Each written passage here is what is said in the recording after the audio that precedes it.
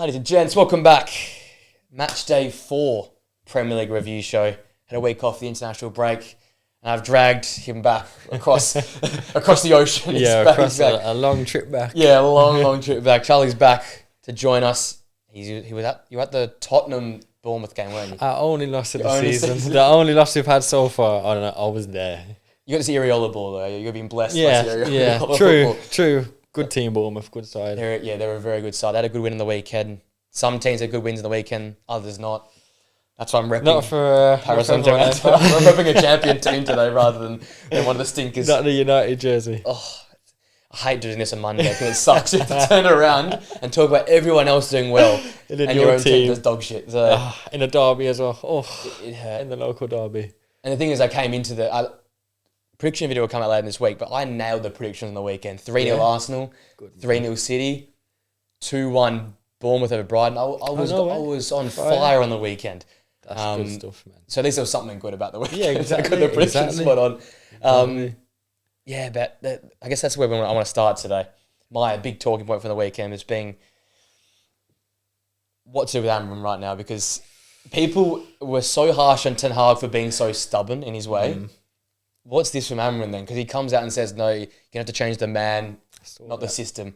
And look, I respect it to a certain degree, but I really don't know what I think about Amorim anymore, man. I really am lost of what... There is progression. I see it in terms of the way we play, but... Of course, yeah. Eric Ten Hag has gone to finals, won some trophies. You know, even before that, Jose Mourinho wasn't aesthetically pleasing, but we were competitive, we won trophies. This Amorim way could take us... Like, it's going to take 10 years, no matter who goes into the job, but this Amorim side is going to take 25 years away. We're like baby stepping forward, and last night just looked like it was devoid of any confidence, any belief. Talk about system. I didn't really see a system last night. No, and it's not passion either, man. No. Like, I thought for a derby, I was reading, like, I know it's like a little one, but there was no yellow cards. Like, little things like that. There was no fight. There was no, fight. Like, especially from United, it just seemed like a normal game. Like, you know? Yeah. It's so disappointing because you go out and firstly, the team selection. In Australia, we get the Premier League, like, global thing of it. So Owen Hargreaves on that. I loved it. He just was straight to the point.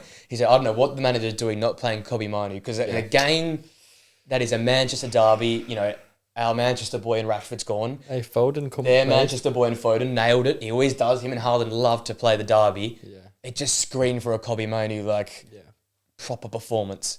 And I think this whole thing of it's Bruno or Kobe's wrong for me for a starter, because for sure.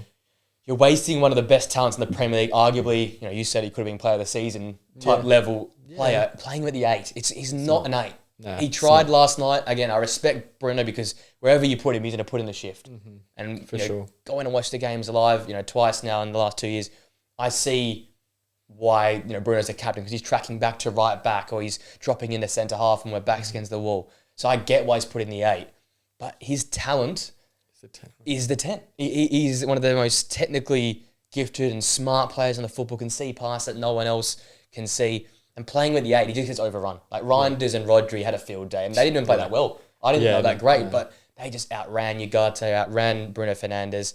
And if you got Kobe Manu on the bench, that's the thing. Like, you've got the 8 there, so like that's what's just it's frustrating, isn't it? And it's not like it's just a backup. It's not a Yves Bissouma, you know what I mean? Like, no disrespect, you know, I'm a big fan, man, but man, he's quality, man. Like, I really rate the kid. When I saw that he was gonna leave, I was like, Tottenham, grab him, grab him. Like, if we're selling another midfielder, grab him. Quality player, man. Mm-hmm. And I think he's the spark that I think United are missing at the minute. That because he had a great summer, and that's the thing I don't understand about the whole Amorim stuff. Because, like, mate, you've been backed a bit this summer. You've been backed a bit, but now I'm thinking, like, were they backed in the wrong areas? Like, spending so much on 3 forwards.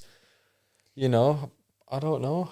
It goes back to Ralph Rangnick. Like, that quote might live rent free at this football club of, like, it needs open heart surgery. It needs 12 players, not 3 players worth the same amount. Yeah, for sure. And when I did maybe it wasn't as realistic as maybe I thought it was, but when I did the rebuilding our side at the end of after the Europa League final, I probably spent less on 8 players, players that probably aren't well renowned, but would fit in this team. I felt like the fact of Felix Metscher from Dortmund, Meret, the backup goalkeeper for Napoli now, who was the champion goalkeeper last season in Serie A. Players like Seiwald at Leipzig. Again, they're not household names, but their depth, their quality, they're going to fit a system of a 3-back. And instead, we've got great forwards, but they can't. Great players, don't get it twisted. They don't get fed the football because we can't.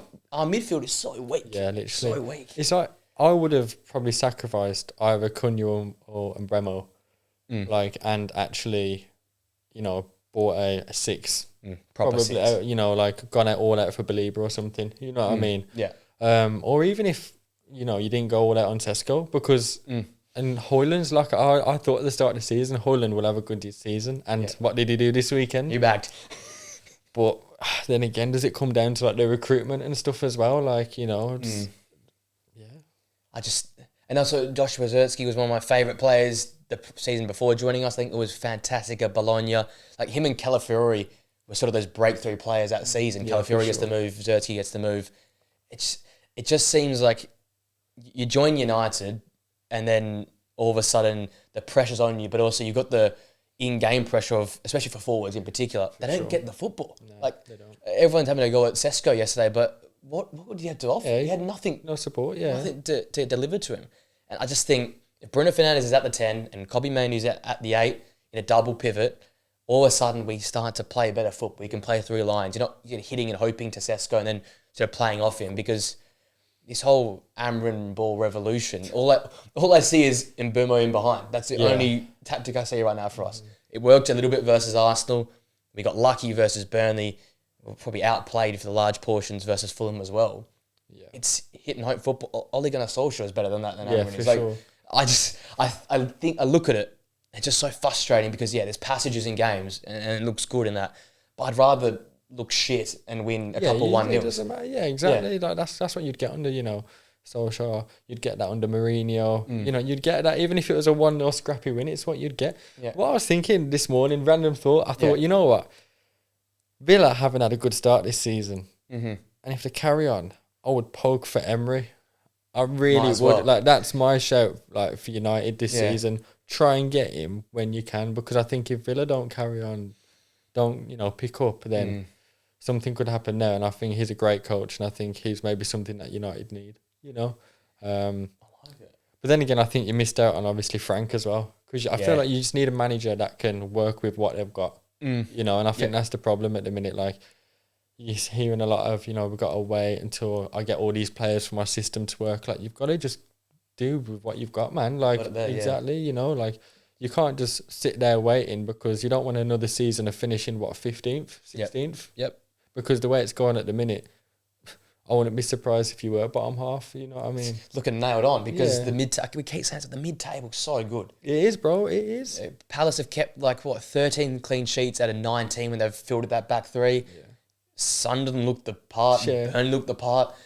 Leeds got unlucky on the weekend. And Bournemouth as well, they lose their whole defence and they still have been quality. Shout out to them, though. The new kid, Milicevic or something, the new centre half on the weekend as well. Yeah. Just put in a top tier performance. If these sides can find these players with the budgets they've got and the size of club they've got, why can't United do it? Yeah. And why can't Amorim make the most of his players? Because he did it at Sporting. There was some rejects in that Sporting side that he made fantastic. Exactly. It is just it's the badge. I feel like he's kind of as well, especially after the Grimsby game as well. I kind of feel like he's at the point where I think he's asking for it a bit, especially after that statement yesterday. I'm kind of thinking are you just asking to get sacked? That's what I wrote down. Is he just asking to sack himself? Yeah. He's almost saying I'm done. And this is what happened to Mourinho at the end of his time. Happened to Ten Hag at the end of his time. The manager goes into self-defense mode, which is just blame or just disperse the blame somewhere else, and don't take accountability for what you've done. It's never going to work. Who have you got next? It's Chelsea. Garnacho comes back to... See, I'm thinking as well, if you don't win that, if you lose especially, if you don't pick up no points, it's worrying, man. Because, I know it's only 5 games in, but you'd be only on 4 points if you lose, isn't it, right? If I'm correct? Yeah. And it's it's worrying, but especially the first 3 fixtures as well. Like, never going to be easy, but should be winning, really. They were winnable. You know what I mean? Yeah. You should be winning. Like, well, aside the Arsenal one, sorry. You should be winning. Who did you play? Burnley and Fulham. Yeah. You beat Burnley, but you should be beating Fulham, really. Yeah, especially with the expectation going into the season of what we all thought United could be doing. But obviously, it's still a long season. And I feel like the one thing with United, especially apart from last season, they always find a way to pick up points. The one thing that's always annoyed me as a rival fan is just like United would always creep into that top 6, and even though we all would say they've had a terrible season, they would still creep in and around, just picking up these results. And I think that's something that could still happen, but I just feel like they need to figure out what's going on with Amorim first and just give him a few games. And I think if you are going to fire him, do it soon, because you don't want to be halfway through the season. Same as last year. Yeah, exactly. Do it before maybe the last international break in November. That's probably the latest I'd give it. Yep. Chelsea at home, Brentford away, and then Sunderland, I think, at home next. So these three games are big. See, even Brentford, everyone kind of underestimated them a bit, but they were great the other day against Chelsea. Like, I thought they played really well, and I think, especially at home as well, they can definitely give United a game. I don't think we've won there since they've come back to I don't think we've actually won at the G-Tech yet at all. So it's worrying. It's a tough old place to go, and after Chelsea, and we could get our confidence. I think if you lose to Chelsea, I think that will be the game for him. I reckon you have to win that, don't you? Against a set piece. You haven't got European football. You ain't got the Carabao Cup. No, So what exactly? You're waiting for? Yeah, it's gonna be a fun one. I'll finish off with these stats: 8 wins from 31 Premier League games. And it's now over 16 months since back-to-back Premier League wins. That sounds like a relegation. That guy's going to be like Rapunzel, You know that guy who's been growing out his head trying to get them 5 wins. I'm worried for his health. Something like can't be good for someone. Damn. But there you go. So my frustration is at breaking point. And I'm someone who doesn't know, I say this multiple times, I'm someone who's so pro back the manager. Of course. And I've said that with every single manager outside of Moyes and Oli. I think Moyes and Oli were the two. I think it was time to go. Mm-hmm. Ten Hag, Mourinho, Van Gaal was still for them to do what they did. This, for me, that already has got too many red flags. So that's my frustration. That's my talking point for the week. Yourself. My boys, West Ham's final turned into a disaster, really. Kudos homecoming. Yep. 3 points. But brilliant result for Tottenham. That's my talking point. I think we were fantastic. I wouldn't say we were fantastic. I think we were good. Standout performances. Lucas Bergvall, quality player. I've been waiting for him to kind of find his role into Frank's team. And one thing I think I've noticed with Frank, what I love compared to having like Ange, the rotation.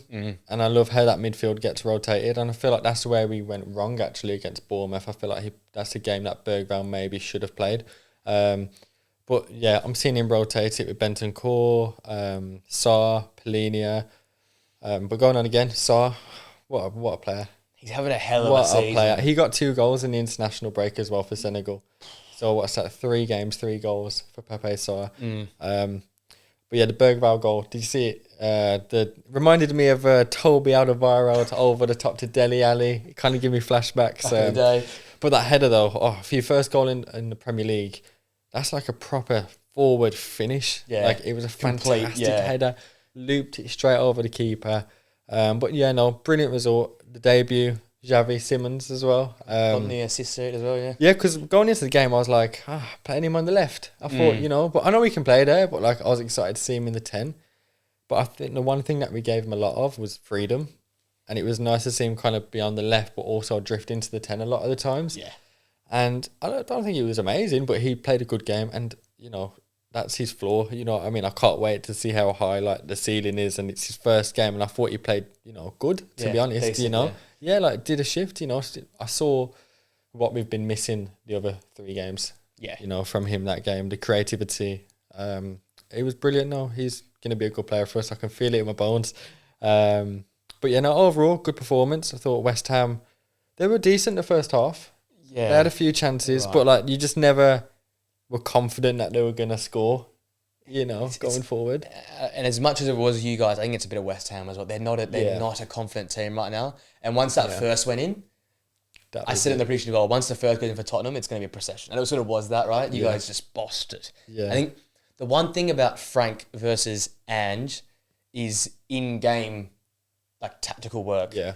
You structure up so much better in different moments in the game. Like I see, as you get the goal and you look a little bit more proactive, a bit quicker in the football, but you can then slow it down and come more structured on the football. And I think that's something really underrated about Frank, which we don't really appreciate at Brentford, because it is more defence first, counter-attack, like from there, you can't really in-game adjust to send some full-backs on or send some midfielders up the pitch. Whereas with Spurs, when you've got Paulinho, when you've got Pap Sarr can do a bit of everything. You got the depth. You got quality flip depth. The switch like that. Yeah. And you said about Xavi Simons, I'll be interested to see how he goes in bigger games or against more, I guess, physical sides. I think he might end up on the left because he's not the most defensively orientated footballer. But against a low block or against a team that's really struggling, obviously he goes to the 10, he just has a field day. For sure. But I think that's what's going to become really, really important about Xavi Simons. He can play out left when you need him just to create. Yeah. You're not trusting on him to defend. And if you get another 10 or another winger in and he can start rotating this front three around, then I'm like, I think even when Kulu comes back, I think, because I think he's scheduled to come back New Year. Obviously it'll take him a while to get back after the injury. But, it would be brilliant to have him back because he can play anywhere across that four as well. Yeah. Like, that's what I feel like we go for with our attacking players now, like, just versatile in that front four, And obviously we still haven't seen Randall, Colo. So it'd be exciting to see him as well. Tell started up front, which was nice to see. Different, yeah. Yeah, I think that was more of Richarlison playing against Bolivia.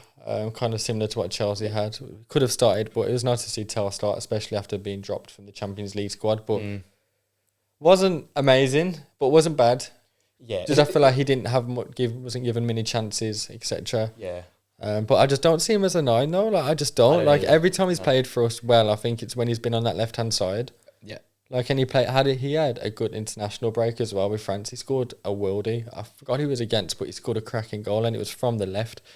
But then again, it comes down to having that versatility, having the players that can, play all four positions, and the Xavi, Tell, even Richarlison, these players can play anywhere in that front four, and it's just nice to have. Dangerous times. It is. It really is, and you can't forget about the defence as well. Like big up the defence, And I think set pieces as well. We look at a threat from set pieces this season, But then again, Frank loved that at Brentford. Yeah. And the long throw-in as well. I love that. But I feel like that's just... It's back, yeah. I feel like just a lot of teams are just doing it now. And I feel like it's back in the game. But, big up the defence. I just think...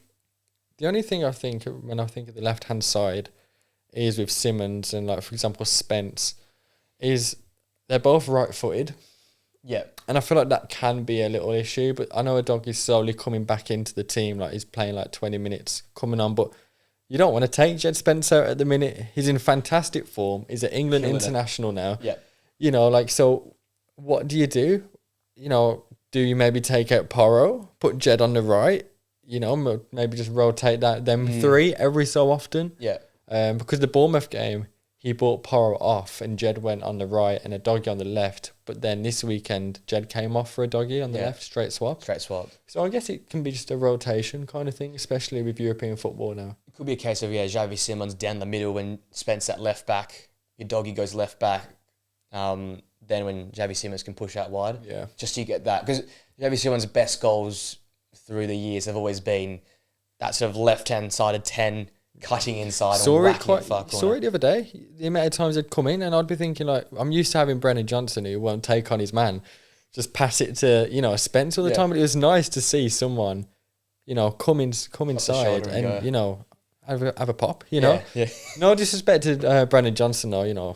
Legend, man. Europa League win final. Don't have to say. Sorry, man. I forgot I was in the room with you, bro. I forgot, man. But no, that's my talking point for the week. Fantastic result for Tottenham. West Ham looking worrying. I think the result against Forest was good, but then again, now I look at it.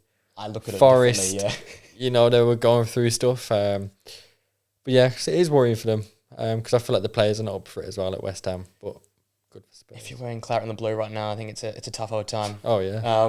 So Spurs away to Brighton this Saturday. I'll be live streaming that game. Home to Wolves and then away to Leeds before you play Villa at home. Well, and that's I think the last game is Leeds before the break. Yeah. And the worrying thing is I saw a stat after we lost to Bournemouth. I think the last time we won before an international break was, I think, maybe Angie's first season. And there's been a few international breaks since, so kind of hoping we can break that curse. Yeah. But Brighton away will be interesting. It's a place that we always struggle at. Mm-hmm. Big teams all struggle there. Yeah, but I'm feeling more confident this time around, especially with Frank and actually having a manager who has a system and a style and can rotate. And I think if we play the right team, we could get the job done. They're a great team, Brighton, but the way we're looking, and I feel like we really can be competitive this year, I feel like it would be a statement win. Yeah, a big win for confidence. Literally, and going into Wolves at home, a team that we've struggled against actually quite a while at home as well. They always seem to do well against us at home, Wolves, but they don't really look too well this year. So if we can get the confidence from the Brighton win, there's no reason why we can't beat Wolves and Leeds. Absolutely believe that, and that could be a good little top 3 or top 4 going into the second international break of the season. Speaking about top 3 and top 4s, winners for the weekend. I want to get us kicked off with a slam dunk, which is Liverpool. Yeah. 4th game in a row of an 80th minute or later winning goal. I was texting Nathan and I was like, you're turning into Real Madrid. Like, it's become like that handball. In the modern game, it's handball. Maybe 15 years ago, probably not. But that's just sort of who they've become this season. The Rio goal versus Newcastle. Chiesa, first goal in what feels like 2 years on the opening night. That handball there from nothing. He's kicked it into Frimpong kicked it into Hannibal's arm. That's basically what happened. Gave me flashbacks to the Champions League final with Mane and Sissoko, because that his arm was there, thing, and he just kicked it straight to his hand. Yeah, and then Salah converts the penalty after missing one in the Community Shield. Yeah. They just have this ominous feel that they're playing so subpar right now, and they're putting teams away. Like you said to me before you went live. Salah's XG is what point? I think 0.4. I think it was. I might be wrong, but it was definitely below 1. Yeah. Excluding penalties. And yet they're 4-0. They're clear on top of the league. Then again, the way I look at that is that's what champions do. That's how you win titles. Yeah. You finish these games where I feel like every game in the Premier League now is hard. Yeah, there's no easy and just to finish games off doesn't matter how you do it, when you do it. It's just signs of champions, and I feel like that's something that Arsenal have struggled with that hasn't got them over the line the last few years. Yeah. But that's why teams like Liverpool win the league. And that's for me why, it is the definition of the winners of the weekend, because where Arsenal played very, very well and the story had shifted to London and the focus on Arsenal's performance, and they've bounced back for the international break well. It could have been a really tough weekend for Liverpool if they'd dropped points. A 10-man Burnley should be a banker. But look, they find a way to go to the line. They keep that buffer. And I think it's so important. I always say it with Arsenal. They need to be in front come those last sort of 12 games. They come from behind. I just don't see a world that can win the title. They don't have the mentality to push through. Yeah. They need to be clear by 5-6 points. For sure. So if Liverpool had that buffer, you give Liverpool 80% chance of winning that title. So they're big winners on the weekend. Even that little gap now. It'll come back at the end of the season. Yeah. These moments matter. Yeah. So, they're my first winners by a long way. Yeah, at least I was thinking about it as well. Like, they haven't had an easy run. If you look at their fixtures, and especially with how good Bournemouth have done, they haven't had an easy game. I know you'd look at Burnley. Yeah, maybe that's the one where you'd say it should be easy. Mm-hmm. But who else have they played? They played Newcastle away. And they played Arsenal. And then Bournemouth as well. Like, they're not hard. They're not easy games, sorry. Like, they're hard games, and they've won all 4. They're 2 top 4 sides as we currently sit. They've played against, and they've won both. So, sign of champions. That's it. Sign of champions early on. One of your winners from this weekend? Sorry, man. I'm going with Manchester City. What a bounce back. Yeah, just a bounce back from the last 2 games. Just I think it's what they needed, and I think now they can push on. I feel like they'll have a lot of confidence off that win. Even though City were good, but kind of with the West Ham, Tottenham, United weren't great, so it made it easier. But I think Man City needed that, especially with the last 2 games against Brighton and Spurs. They just need that kick on. Haaland getting the goals. Got Foden back in the 11 now. Yeah. Rodri. And seeing Foden in that 10 yesterday was beautiful because, you know, I don't watch City much, but when I do watch them and like when I watch England, and it's so annoying seeing him on the wings. Like he can do it, don't get it twisted, but if you want to see Phil Foden, he in the 10. Yeah. And you just saw it yesterday, just like, you know, picking the pockets, almost being a bit of a shadow striker to Haaland as well, especially for the goal. But a quality player, and he's one of them that can make something out of nothing in a game. Mm-hmm. So, you know, it's great to see Foden back in the 10.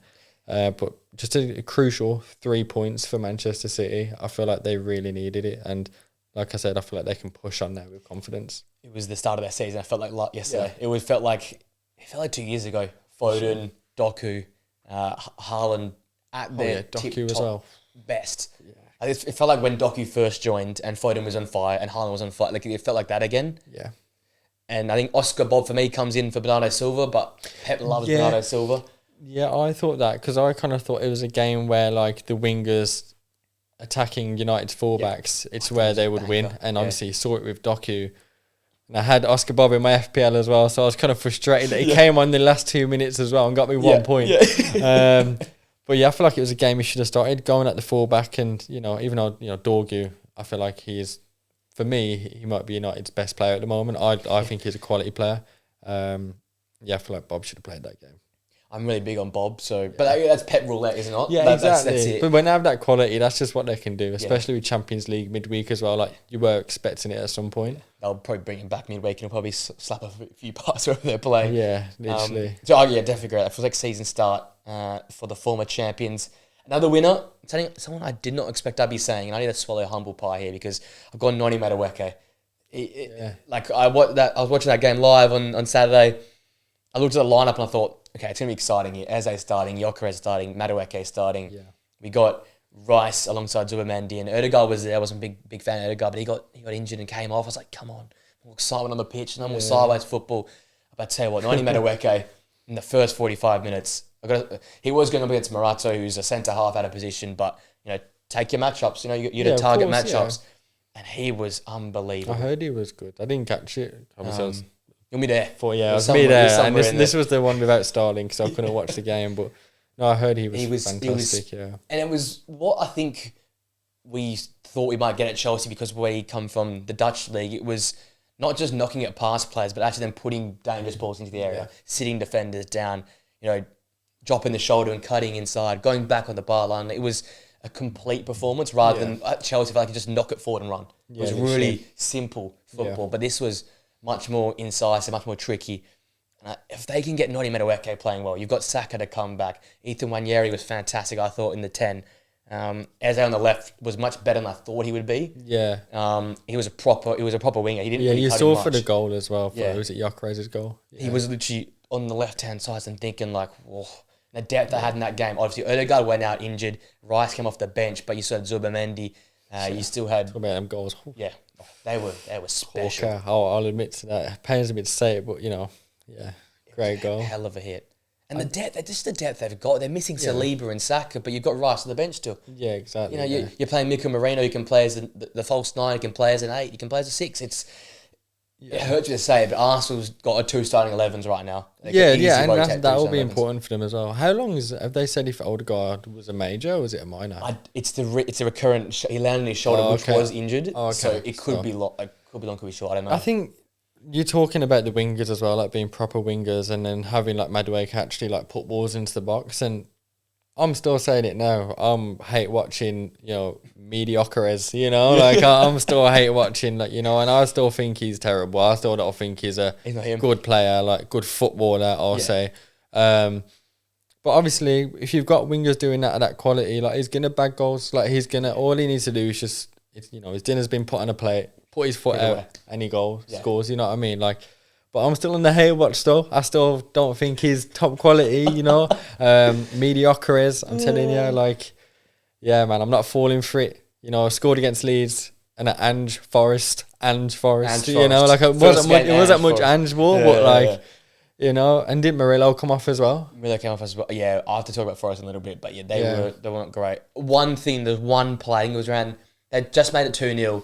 And there was this great link up, one touch between I think it was Merino into Zubamendi, into Eze, into Gyökeres, and he whacked the thing against the post. So I heard it. He nearly broke the post. Yeah, that got me scared because that was the Arsenal that I actually enjoyed watching from 3 or 4 years ago.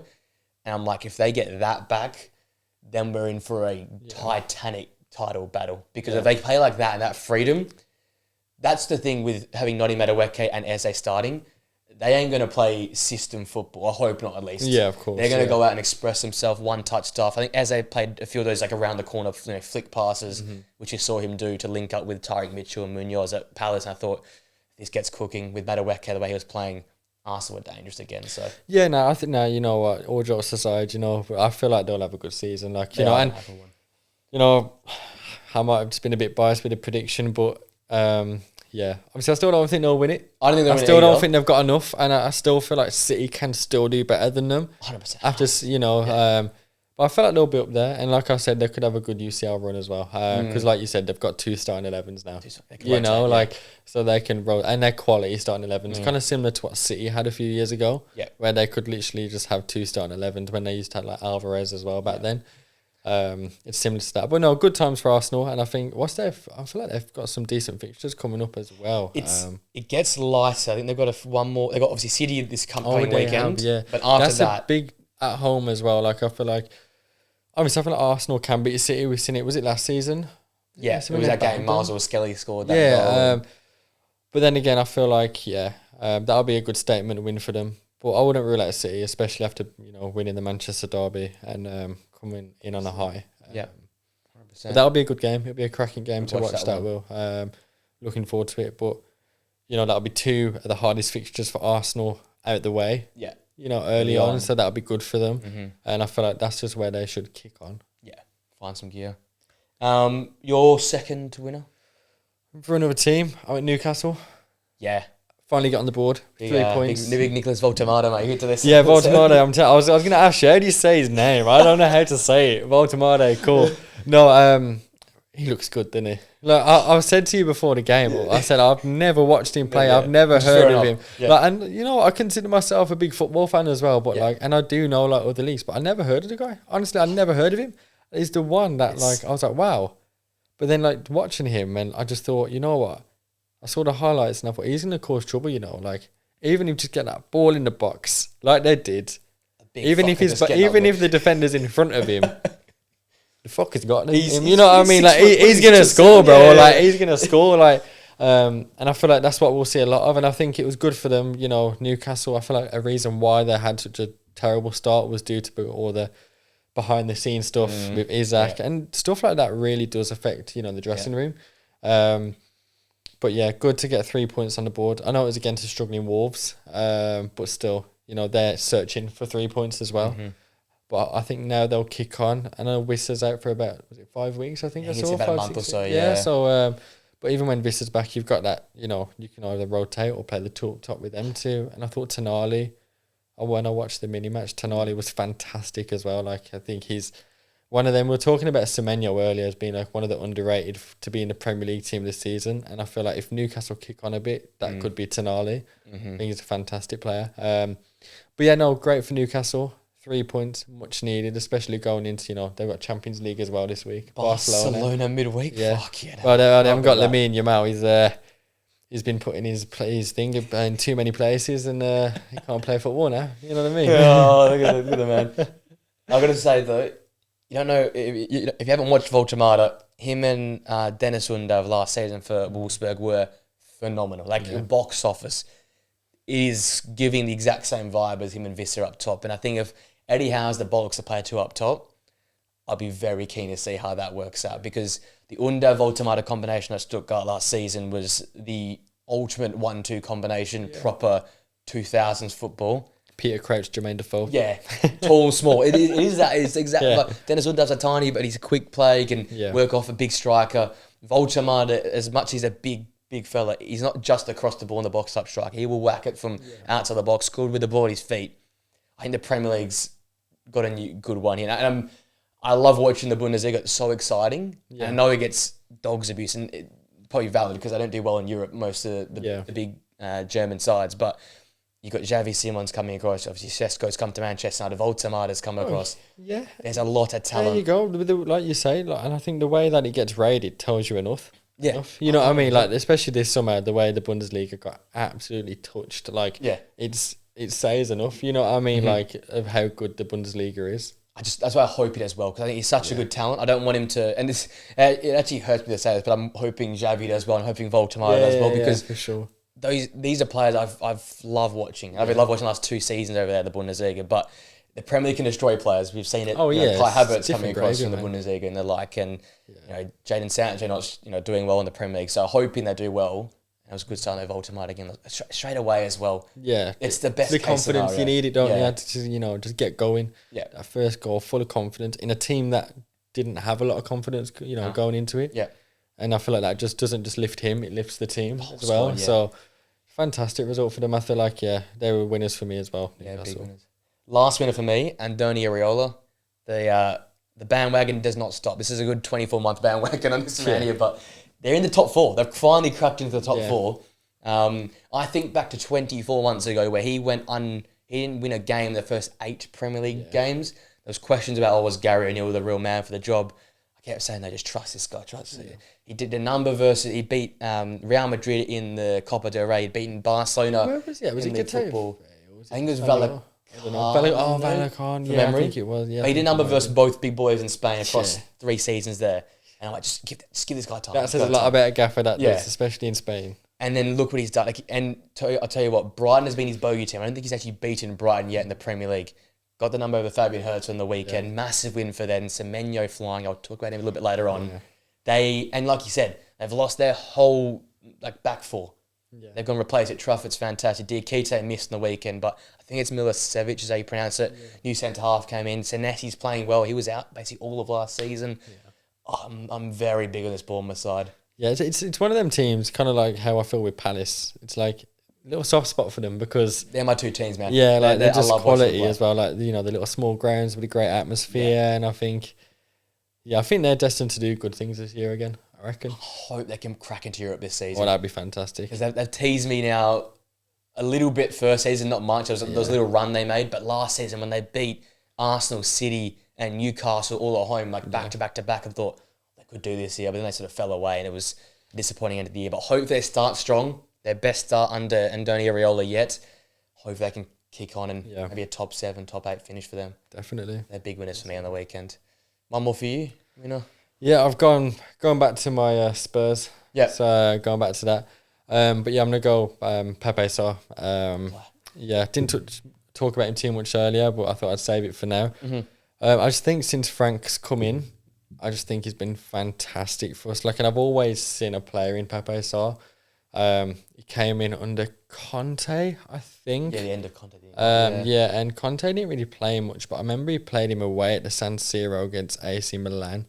And I remember he had a game. It was a ball-out game. And, this is when he was raw as well. And that's when I knew, this kid will be something. And people have always gone on about Spurs fans. I'll say, not people, Spurs fans. Just Spurs fans in particular. He's a little mini Yaya, just the way he's built and just the way he plays. He can defend, he can attack, he can break up play so well. Obviously, I hope he does, Pepe. I hope you do. But I don't think he'll reach those heights. But he can definitely be an important player for Tottenham. We've seen it, this season already. I think that might have been his 2nd goal. Or if not, 2 or 3 goal contributions he's had. Yeah. He's been fantastic. And it was from a set piece. And that's just another thing, He's a threat from there as well. Mm-hmm. Threat from set pieces, threat going forward, even helps out coming back. His work rate, especially, I don't know if you'll remember much, but in the Europa League final, once again, his work rate running up and down the pitch. I think he's just a player that goes under the radar. Who I think will have a great season. And I don't think Frank's actually not played him yet this season. I feel like he's the one that has played all 4 games. 4 games, started. 1 goal, 1 assist in the Prem. And I think he's started all 4. I might be wrong. I think, I haven't got the stats here, but I think he has, I think and we've rotated between Bentancur, Polinia and Bergvall, but Sarr's been the one that stayed, and you can just see that Frank's a big fan of him as well. Exciting times, and I feel like those goal contributions will go up this season because we love a bit of press, and I feel like Pepe is great at that as well. Yeah. A big player and 2 goals in the international break as well. Forms up. He's a quality player, and I feel like he can do it in big games too. Proper box to box. Proper man. Box to box. does everything. And break up the play is the best word for Papsar. Yeah, oh, mate, fantastic, you know, like, yeah, I could go on about him all day. Like, I love the kid. Like, I think he will literally be a star. He'll be one of our important players where, like, this season, as Frank's done already, undroppable. He's 4 starts in 4 games. Yeah, and especially with the midfield options we have, even when Basuma comes back, because Frank said that he's going to stay now. Really? He's not going to leave, I don't think. So, having that extra play, I still think Pape is going to be week in, week out in the Premier League, because obviously we'll have to rotate with Champions League, Carabao Cup coming up as well next week. But yeah, that's my one. Really, Carabao Cup? What's that? What's that? Grimsby. Papa John's. I don't know the Papa John's trophy. Cheers, don't even think you'd win that one. Cheers. You probably struggle away. Like in Portsmouth away, you might struggle these days. Talking about losers. I've got to start with Ange, man. Well, maybe just Forest in general. Yeah, I'd say it's a bit harsh. I'd say to go on Ange straight away, but not Forest. But the way the Arsenal fans went at him and chanting Tottenham in disguise and the stuff, it just felt personal. It felt like I was rooting for him. If there's any place you don't want to go as a former Spurs manager to re-manage a different club, probably the Emirates right now. Yeah, definitely. It was the ultimate, uphill battle. 3 days, only 2 days with the first team, 3 days with some of the squad players. Yeah. It showed. It wasn't an Ange performance. I was trying to work out, was this a amalgamation of Nuno ball and Ange ball? But I think it was just a case of just let the guys play and see what happens. Play what you know, but that's what you said. Like, Aina out before the kick-off. Murillo went out. Ange curse, that is, mate. Your hamstrings turn into cheese strings, literally, I'm telling you. I almost started laughing. I was like, I'm going to keep it professional here. But I was like, this is Ange going to be thinking, like, what the fuck? Like, literally. I've left an injury crisis to do another injury crisis. And I'm like, this poor guy. But look, him and Forest, because I look at this Forest season, battered Brentford in the first 45. I think we should make it clear. It wasn't a 90-minute domination. It was 45. They put him away in the first 45, and they sort of played out the second half. That was their win. They went to Palace match day 2, 1-1 draw. I thought it was could go either way. I think Palace bossed the first half. I thought they should have been 2 goals up. So got lucky to get a point away at Palace. Match day 3, obviously at home to West Ham, should be a bang. I think I predicted like 3-0. Like, they should have battered West Ham. Yeah, it's at home as well, wasn't it? At the City Ground, you normally, on a Sunday, you don't think that's a banker for them. Yeah. And then go to Arsenal and just get totally outplayed. Chris Wood, Morgan Gibbs White didn't really go near it. Talking Gibbs White, I saw that a lot of Forest fans actually saying they want him dropped. His first 4 games, I think I saw the Palace game is the one that I saw. Just non-existent in a way. It's like the way they play is like they bypass the 10. Yeah. And under Nuno in particular, maybe now with Ange you might not do that. But a player of that quality, like, you need him. You've got to get him involved. Yeah, and I think it wasn't those 2 players' fault in the weekend. They just didn't get any service. So I look at these 4 games in totality, and I think you've played well for a good 90 minutes max. Yeah. And I think maybe it's a more loser Nottingham Forest because they're playing like a bottom half side again. Yeah. They're not playing like the top half side we all thought they might be this season. And maybe it's harsh to sack Nuno because I think this team is all that, to be honest. No, yeah, I said it at the start of the season, I don't think they'll be top half. I just don't think they will be. I think, especially with your Europa League coming into play as well, I think I said it to you a few days ago, the quality just is different. The Spurs side, and then the Forest side, the depth, and just the 11 in general, like, mate, it's going to be a struggle for Ange, and I think, because he's saying that Ange ball starts Wednesday, mate, you're going to have to change, you can't be stubborn, you're going to have to change it, mate, like, literally, like, big respect, Ange, love you, you know what I mean, but come on, mate, you've got to... We need to see more Frankfurt and Europa League final. Yeah, then again, like he said, I think it was after the Europa League final, he said he only likes to change it in knockout football. What's the difference? No. Like, if you can do it then, like you said, Frankfurt away, like, come on, like we saw it, you can do it. Even United got the lead, held on. Yeah. And that's just what you're going to have to do, especially at a team that's, going to be in the bottom half, especially with the mid-table teams getting better and better. They're going to be the one that slowly slides away, I think, this season. Yeah. But yeah, I wish him well. I love Ange. I think, I might circle back. I think he's the loser because he's got into a very, very unwinnable situation. I don't think you can win out of this situation. It's that fraud, Marinakas, free Gibbs White, Fatanarak, I'm telling you, he's the villain we all need in the Premier. We need a villain in the Premier League. Yeah, I guess no Abramovich has gone. I guess you got Marinakas, but man, don't even get me started on that guy. Free Gibbs White, man, like the guy should. Maybe his heart's in Spurs right now. That's why he's playing so shit. Oh, he wanted to come, didn't he? But then obviously kept his whole family hostage, So the wife and kids. Yeah, literally. Quality player. He'll be fine. But yeah, no, I agree. Your first loser? Going to start in the Midlands. Go Villa. Yeah, this has been, I think, the first 4 weeks have been a thing. I read a stat yesterday. In the top 7 tiers in the Premier League, Aston Villa are the only team that haven't scored yet this season. In the pyramid? Yeah, they haven't scored as well in the top 7. Jesus. They haven't, and that is worrying because Villa have got a good attack. Like, they've got Morgan Rogers. They've got Ollie Watkins. I know they lost Jacob Ramsey. But, they've also got Harvey Elliott now. They've got, is it the Gressand? Gressand, yeah, they've got him as well. Marlon. They've got quality in that, front line. And, not seeing them score is worrying. And they don't really look like it. Then again, I didn't watch the 490 against Everton, but Everton look like they dominated. And that's going to be a hard place to go to, the Hill Dickinson Stadium now. And I can't blame them too much for that, but you'd think they would have at least, been a bit better. But Everton were literally dominant. They were great. And, I looked at Jack Grealish and I thought, mate, what they would probably do for you to be in a Villa shirt right now. You know what I mean? Like, they would do a lot. Yeah. But yeah, now worrying about them. Because, soft spot for Villa, being a Midlands team as well. But just can't see the light at the minute. And I'm worrying, you know why? Because I think the owner, if it carries on like this, I say you get to the first 10 games, and I feel like if the next 6 games, if they don't win at least 4, I feel like I said to you, I don't know if it's at the start of the episode, Emery, I feel like it could become, a worry for him, especially if they struggle in the Champions League as well, which I think they probably will. It's a worry, for Emery, and I think, it'd be big. I feel like they shouldn't sack him. But a part of me thinks, I can feel it in my gut, that he could go this season. If he was to go, they need to make sure they replace him with the right man. The next two are huge. Sunderland away and Fulham at home. There you go. You've got to get at least 4 points there. You've got to, but then again, Sunderland away, I know. It's a hard play. Every game in the Premier League now is just hard. But then again, though, you've got to be winning. You've got to be, like you said, 4 points minimum. Yeah. Minimum. And then Burnley home after that.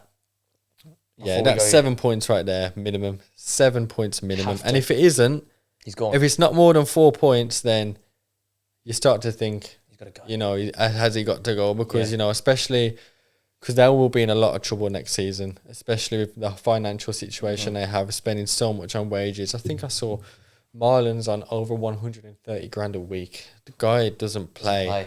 And they keep having this problem where they have to sell players like Jacob Ramsey. They have to sell Douglas Luiz, and it'll be a case of next year or even in January. If they go into January, not in that top 8, Morgan Rogers might even leave in the winter. I wouldn't be surprised, especially with them getting Harvey Elliott as well. A part of me feels like there's something in that with Liverpool. I want him at Tottenham, so but a part of me feels like with that deal, that was discussed. A bit of a one way. Yeah. But who knows? But yeah, Villa, big worrying. Trouble. I said it. If you're in Claret Blue, it's not good times. No, it's not. Yeah, there you go. it's globally around the Prem at the moment. I went a harsh second loser. There wasn't too many big losers that I haven't already mentioned this weekend. So I did go Palace, just because they created a shit ton of chances. Yeah, they should have scored. And Roos in goal was outstanding. He made 8 saves. Quality, mate. He's been quality this season. 1.8 goals prevented according to SofaScore. He had a hell of a game. And for Palace, I just feel like another win could have been 3 on the bounce, I think it was. Yeah. That'd have been huge for them. It would have propelled them into the Bournemouth region, right? Yeah. Right at the top there. Yeah. Unfortunate, and so it goes back to if SA is there, maybe they do put 2 past Sunderland, but it just was a case of didn't quite tick over for Jeremy Pino, didn't quite fall for John Philippe Mateta, and hope Palace this season don't become the team that's so good defensively but can't score. Yeah. Because they've been so good at the back. Yeah, I think it's important to say as well, obviously they're missing Sarr.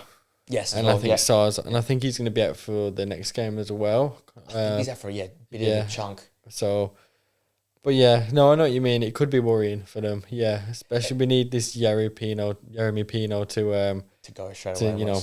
A player that needs to kick on straight away. Because if not, it's like a Warriors in like they're going to drop. Like I just want them to be competitive this season amongst the way they deserve to be there, right? But if you can't score goals, you can't win games of football. It's only so much this backline can hold up. Like Henderson, Lacroix, Gahey, and Richards have just been unbelievable. Yeah, fantastic players. Such fantastic a great defence.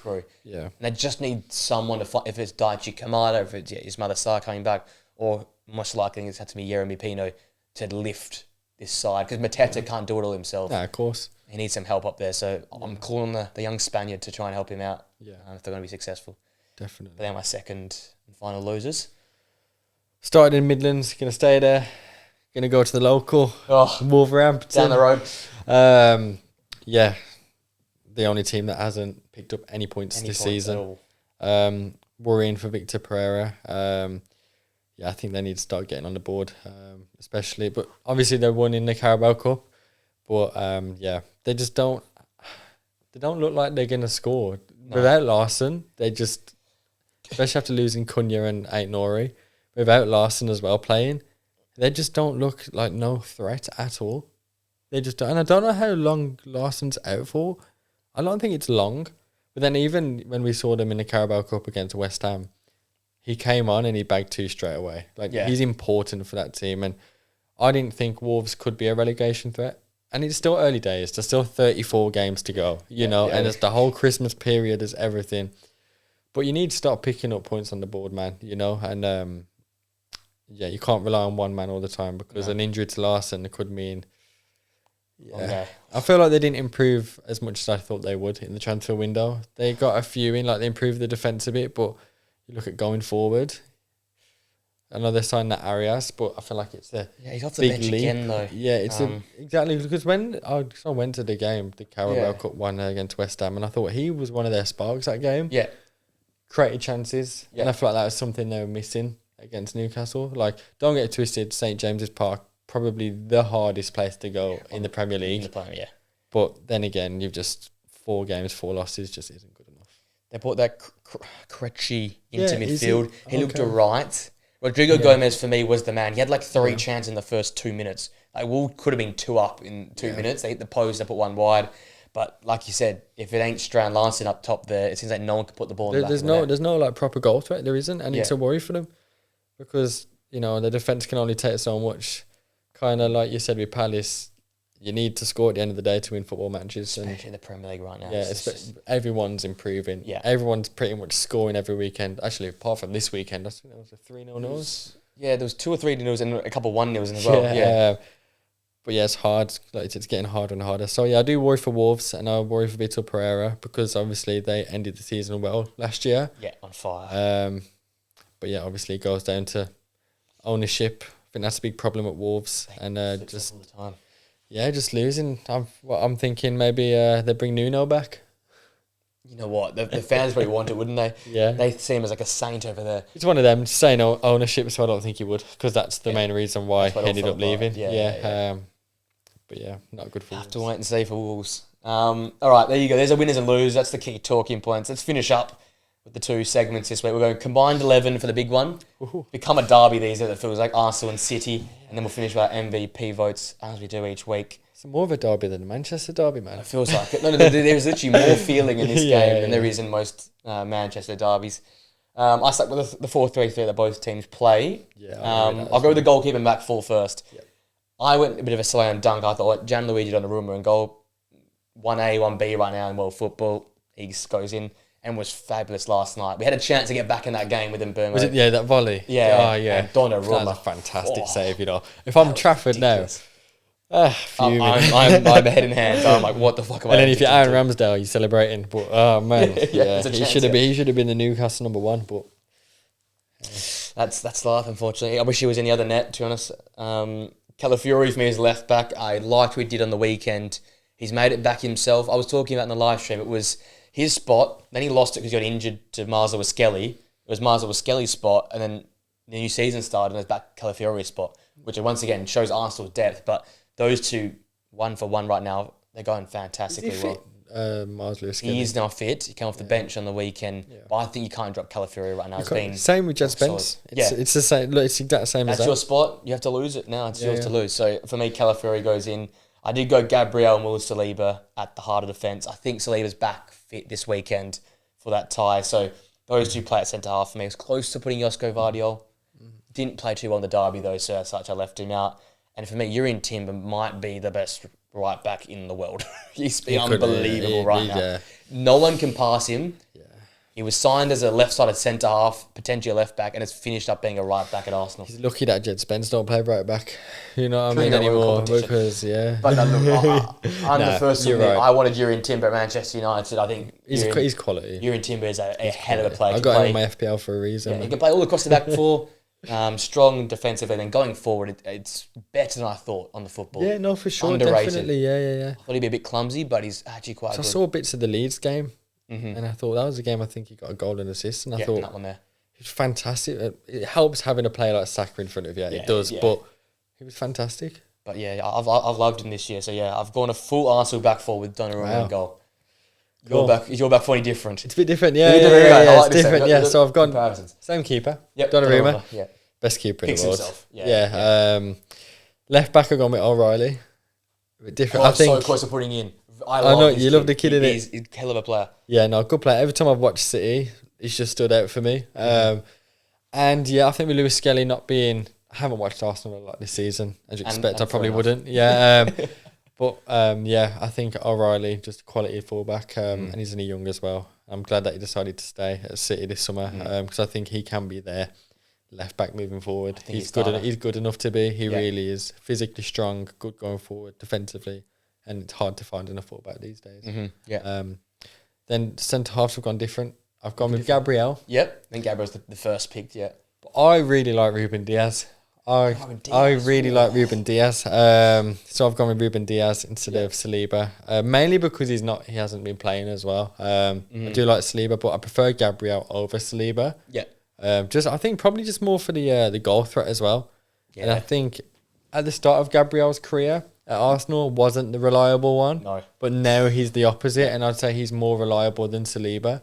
Because I feel like there's some games I look at Saliba and I think the centre forward could do you. Like, you know what I mean? Yeah. But he's definitely top 10 centre half in the world, even top 5, but I just really like Ruben Diaz. I've just always had a soft spot. Personal favourite then, I like it.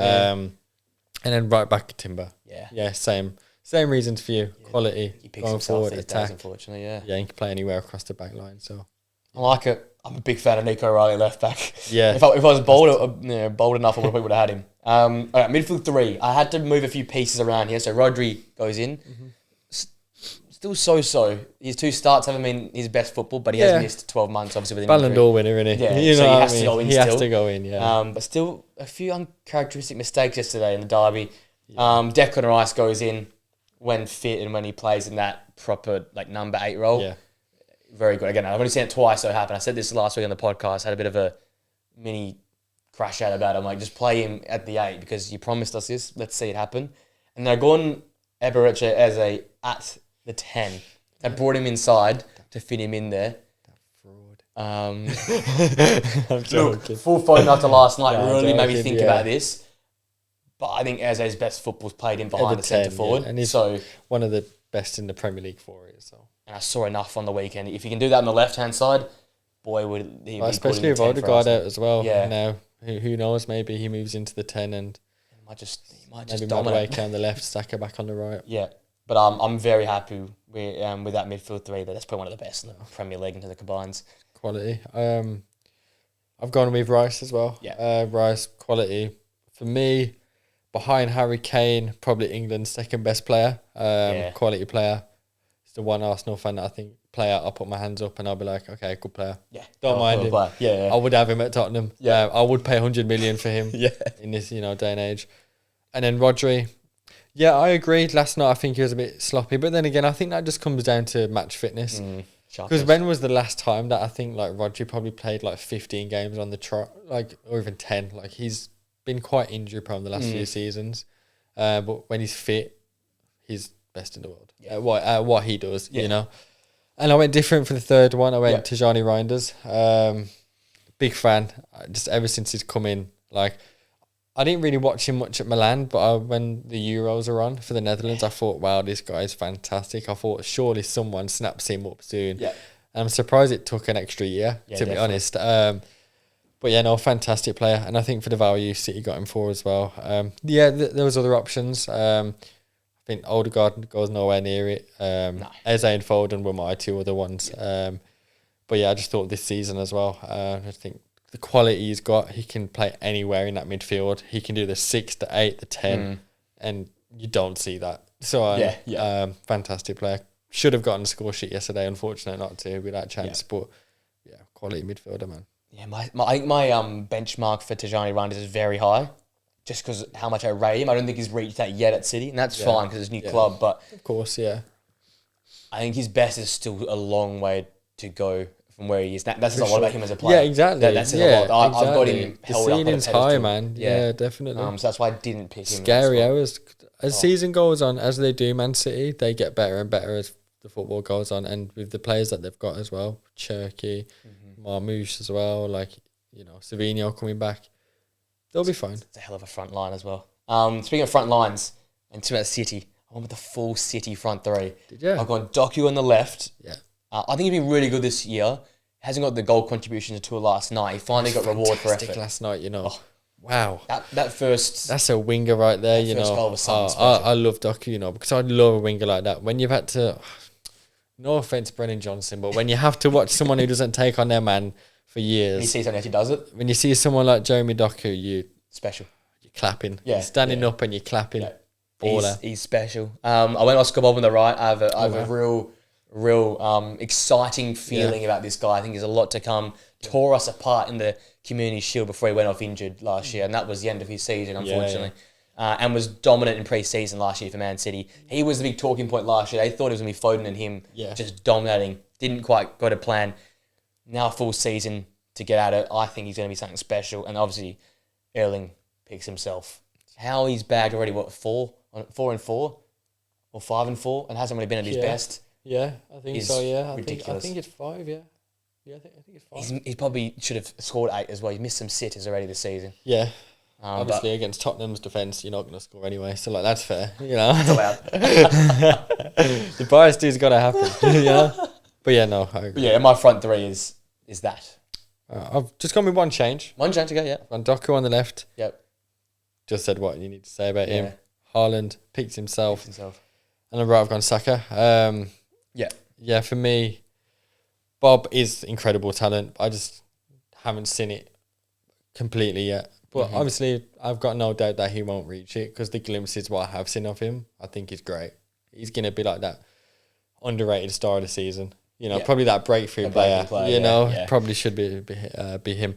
But with Saka, I saw someone say the other day, and it made me think about Saka, and I wanted to bring it up with you. And someone said that they reckon Saka's reached his potential. And I think about it now, and you think about like the last year or two, and like, has there been much progression? Like, and I know it's still hard to say because how old is he? What, like 24, 25? Yeah. And I'm not saying he's a bad player because that potential that he's at now and that ceiling that he could be at now is fantastic. One of the best players in the world. But I feel like we all thought we'd get something a bit more.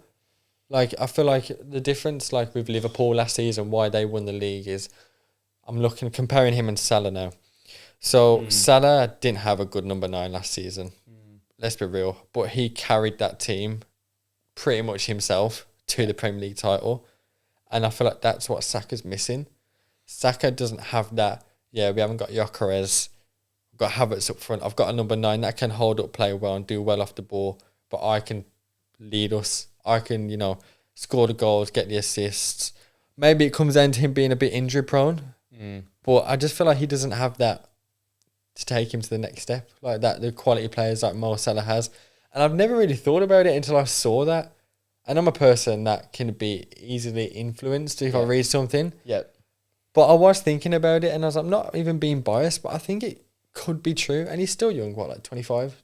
I think he's even 23, 24. Yeah, he's like really young. Yeah, there you go. He's still young. Don't get it twisted. But he's one of them players where I feel like will retire early as well because he's been going since he was like 16, 17. You know, like so. But I do think about it, and I'm thinking, maybe. What do you think? First, to make it clear that I wouldn't put Saka in because I think he's injured. That's I don't want to get that. I don't want to get slander in there. Yeah. I think he's not available this week, and that's why I didn't pick him. I think Saka and Salah are different players. And that's what's really frustrating when you do these combined 11s or Premier League, team of the seasons. Because Salah is that won't touch it and will bag type player. Yeah. Saka impacts winning by being a part of the team and being that key cog that turns that team over. Yeah. Whereas Salah is just a difference maker. Yeah. It's sort of for me like comparing, and it's a bit closer between these two, but Bruno Fernandes and Kevin De Bruyne.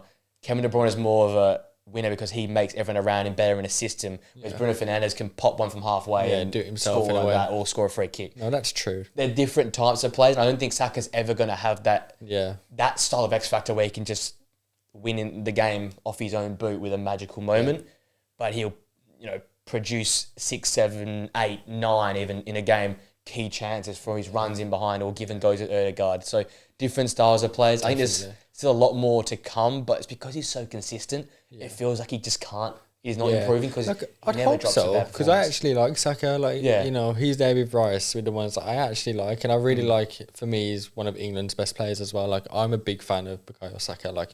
But I just saw it the other day and I thought, and you're right about the Salah thing, but I just feel like I know that's his game, but I just feel like that's just what separates a Ballon d'Or contender. Saka. Would you say he's world class? I'd say he's world class. Yeah, I'd say he's probably just there, just about there. And that's why your Viniciuses will be in a Ballon d'Or debate. Your Mbappe's and all these good guys. They can just grab the game by the scruff of the neck and do it. But then again, I think this season and maybe next season too, depending how injury free he is if we'll see Saka do well now he's got a number 9. And I think if you see Arsenal do well, and like you say, he does more than just just getting the goals and that, he creates chances. And I think with him having a proper number 9 now, good goal scoring striker, maybe this could be his way of being a Salah, picking up all these assists and that. Maybe. It's a question. It had me thinking about it. I thought, let me ask. I just think he's so uber consistent. That's the thing I like about him. But I think Vinicius can have the season he had 2 seasons ago, but on the balance of things, you'd probably say Saka's the better overall player. Yeah, no, that makes sense. But Vinicius was in a Ballon d'Or debate. It's just injuries though as well, in it with Saka. He's every season he's always injured. There's a 4-week period of the season where he's out. A few of them he has 2-3 periods like that, and it's just maybe that's what doesn't get Arsenal over the line, But yeah, there you go. Well, there's that combined 11 for that big game next weekend. Sunday evening kickoff. I think it is on there for that one. And we'll finish quickly with the MVP votes. We'll wrap this one up here. I'll go from 1 vote up to 5. So 1 vote for me, Robin Rose in goal. Again, I said he saved his 1.5 goals prevented in that game there. Really good to keep Palace quiet. They dominated that game. Picked up a point for Sunderland. I said it on the front of the first weeks. I didn't think another Sunderland player would feature after Dan Ballard, but we've got another Sunderland player in the MVP vote, so there you go. Erling Haaland picks up 2 votes for me. I was tossing and turning between him and Jeremy Doku. I went Haaland because he just put the ball in the back and he produced the 2 goals and more of the highlights package type performance. But I was really close between those two there. One of those two had to get in for me. Bergvall with 3. Goal and assist. Star boy. Hell of a goal. Boy. As you said as well, it was a hell of a goal for a midfield player. Can't wait to see what assist he produces as well. In the future as well as that sort of... 19 years old. Years young, shall I say. He was the 3rd youngest or 4th. There's some stat about youngest scorers. Yeah, I did see that. In their start. So, very, very impressed with Lucas Bergvall. More to come for him. And then, 4 and 5 was hard for me. I went 4 votes with Antoine Semenyo. He lit it up. Oh, who's your number 1, actually? He lit it up on the weekend.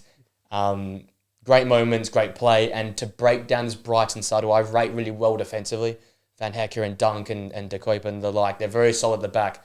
Antoine Semenyo had a field day. And I went with Martin Zuberman for 5 votes. Ah, wow, yeah. He scored 11 goals in his career until on the weekend, scored 2. 1 from outside the box, never scored from outside the box, and never scored a header. And what did he do? He scored a header and a volley. And in a game that Arsenal could have slipped up or could have made it awkward because Forest were doing very well defensively. He was the man to score 2 decisive goals for them. Yeah, because, yes, especially with, a goal like that as well. Was it the first one, the screamer? The screamer was the first one, yeah. It changes the game. It breaks the game open. Because it comes out of nothing as well. Like, it can change a game, literally just like that. Momentum, everything. And I think that's probably what obviously got them to win, really. Yeah. And I these 5 voters this season might be moments. I picked Dominic Szoboszlai last week just because of the moment it was, right? Yeah, for sure. It's same here with Zubimendi. I can't be hypocritical. That was a massive moment in that game. Sure, yeah. It was a belter and it opened that game up for Arsenal to play their best football. So he gets all 5 this week for me. That's fair.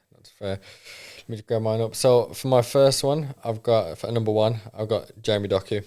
Yeah, I was considering him somewhere, yeah. Yeah, and it was hard because I tried to watch the mini matches of all the other games and I know Sunderland, I think, did great to get a point.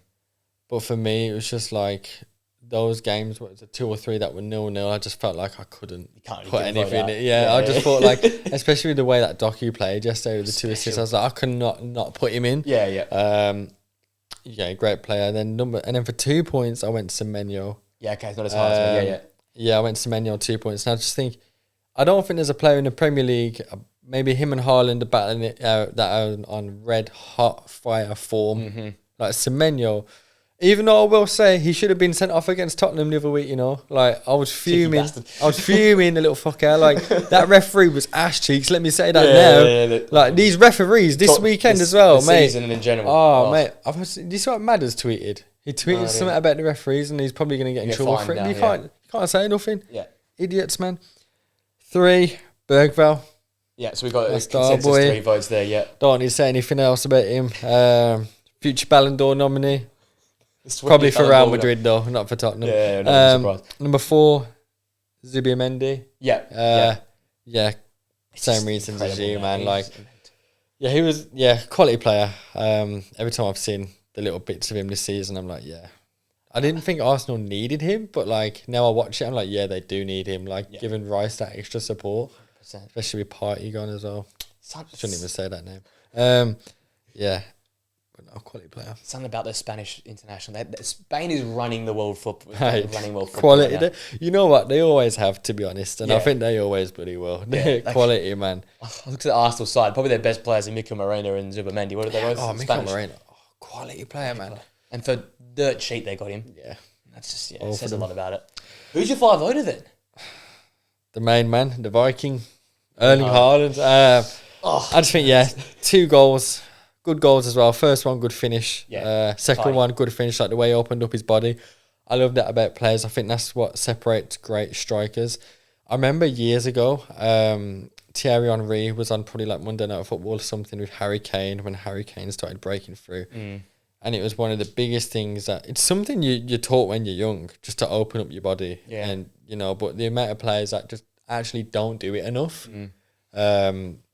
It's just something that can bag you goals. If you open up your body well, 9 times out of 10, the ball is going in the back of the net. And I feel like Haaland's one of those strikers that does it well. Yeah. But no, Haaland's sick, man. I said to you, I think it was during the game or before the game, I said, it frustrates me about Haaland. I don't mean to criticise him, even though I'm putting him as my, 5 points. Yeah. He should score more, man. Even against Brighton the other day, some of the chances he gets. He missed 2 sixes. I'm like, how are you not scoring? Yeah. And for me, call me biased or what not, but that's why Harry Kane will always be better, because he would finish those chances. You know what I mean? But quality player though, never, nonetheless, quality Haaland, and he deserves the 5 points for me. Going to be Golden Boot winner. Easy. Probably secure it in the first 15 games. You know what I mean? Hat-trick at Burnley pending game week 6, so for me, top player. So we got a few of the same players. So Semenyo, Zubimendi, Bergvall and Haaland all feature. Yeah. And then it was Roos for me and it was Doku for you. I like that. When the vote names are similar, it feels good. We're seeing the same game on the weekend. Great ball knowledge, mate. Yeah, great ball knowledge. Lines here. There you go. Fair player, you've probably jet lagged to hell and you've rocked up. We're good, man. Anytime to be on the podcast with you, man. I appreciate it, man. I appreciate it. And I'm still alive somehow after watching that game last night. So Spurs would have lost. I might have not been here, but we won. So I'm making sure I'm here. Different story. But look, we've done it. A big Monday episode review here. good to have the Premier League back. Thank God. We had football back, actually. It was a great weekend of football across the leagues. We'll recap that. Me and Nathan coming to you on Wednesday. Got Champions League predictions dropping on Tuesday. My team are back in the Champions League. Sorry, son. We don't have that either. Premier predictions on Friday, so we'll be delayed a little bit to give myself some time for that. And then we've got a crazy set of live streams. Saturday, Spurs, Brighton. Sunday, we've got Lazio, Roma for the Rome derby. And then we've got Bournemouth and Newcastle for a proper Super Sunday. So a lot to come. Thanks for all the support over the weekend and on the prediction videos. Thanks for joining me, man. Anytime, my bro. And we'll see you guys same time, same place next Monday for the Premier League review show. Yeah, man. Till next time, guys. See you later.